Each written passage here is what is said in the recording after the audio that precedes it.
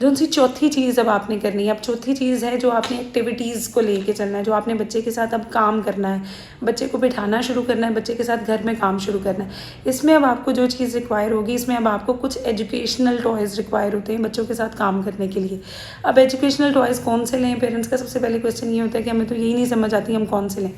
बच्चे को अगर ऑटिज़म है या बच्चे को अगर स्पीच डिले है, तो इसका मतलब ये है कि बच्चे की अंडरस्टैंडिंग ही कम है, बच्चा कम बातों को समझ रहा है, इसलिए वो बोल नहीं पा रहा है ठीक से।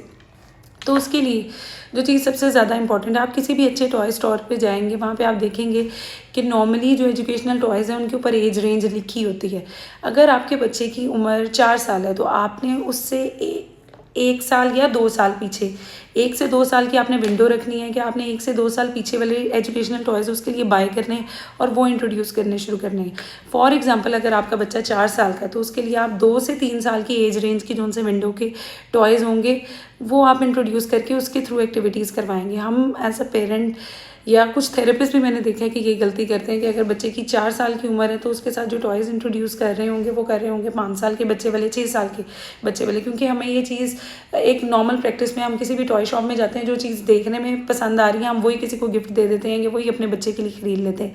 ये वाली प्रैक्टिस एक नॉर्मल भी प्रैक्टिस नहीं होनी चाहिए। जब आपका बच्चा जिस बच्चे को स्पीच डिले का इशू नहीं है, उसके लिए तो आप एज अप्रोप्रिएट टॉयज़ ऊपर एज देख के तो वो आप ख़रीदें। लेकिन जिस बच्चे में स्पीच डिले या ऑटिज़म के इशू आ रहे हैं, उसके लिए आपने जो उनसे एजुकेशनल टॉयज़ का इंतखाब करना है। आपने 1 से 2 साल पीछे की एज रेंज के जितने टॉयज़ होने हैं, आपने वो वाले लेने और वो इंट्रोड्यूस करने शुरू करने हैं।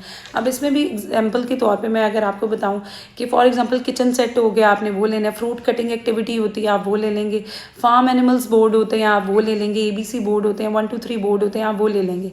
अब इसमें एक और क्वेश्चन पेरेंट्स का आता है कि ये ABC तो मेरा बच्चा पढ़ लेता है, मेरे बच्चे को 1 2 3 का भी पता है, तो फिर ये हम क्यों इंट्रोड्यूस करेंगे। अब वहाँ पर हमने कमांड फॉलोइंग पे भी बच्चे के काम करना होता है। आपने बच्चा अपनी मर्ज़ी से हर चीज़ कर लेगा, बट आपने उसके साथ एक पॉजिटिव एसोसिएशन, पॉजिटिव रेपुटेशन को डेवलप करते हुए भी एक्टिविटीज़ करवानी है। जब आप उसको A दें तब वो A को फिक्स करें, ना कि वो रैंडम डिस्ट्रक्टिव प्ले के साथ उसके सामने उसने सारी चीज़ों को स्प्रेड किया और हर चीज़ को वो इस तरह से थ्रो कर रहा और फिर वो उसके साथ प्ले करे।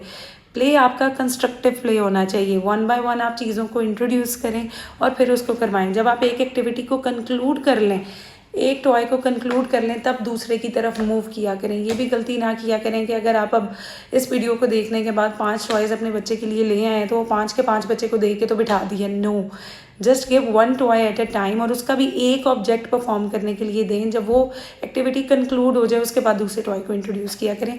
तो जो लोग थेरेपीज़ को नहीं अफोर्ड कर पा रहे हैं या उनकी फैमिली उस चीज़ में सपोर्ट नहीं कर रही है कि हाँ थेरेपी की तरफ जाना चाहिए, बिकॉज अभी भी बहुत सी फैमिलीज़ में इतनी अवेयरनेस नहीं है, तो आप ये वाली चीज़ें फॉलो करके भी बच्चे में बहुत सी बेहतरी लेके आ सकते हैं। बट अगेन, खाली इस चीज़ को फॉलो करते हुए आप बच्चे को कम्प्लीटली आप समझ लें कि बेहतरी की तरफ नहीं ला सकते हैं। At some point you need some assistance, at some point you need some, आप समझ लें आपको थेरेपीज़ की और थेरेपिस्ट की ज़रूरत पड़ती है। तो उस टाइम पे अगर स्टिल आप 1 मंथ इस चीज़ को फॉलो करने के बाद आप देखते हैं कि बच्चे में उस तरह से जिस तरह से इम्प्रूवमेंट आनी चाहिए नहीं आ रही है, बच्चा मेरा नहीं बोलने की तरफ आ रहा, बच्चा अटेंशन देने की तरफ नहीं आ रहा और उसके सेंसरी इश्यूज़ भी आ रहे हैं, then seek a professional help.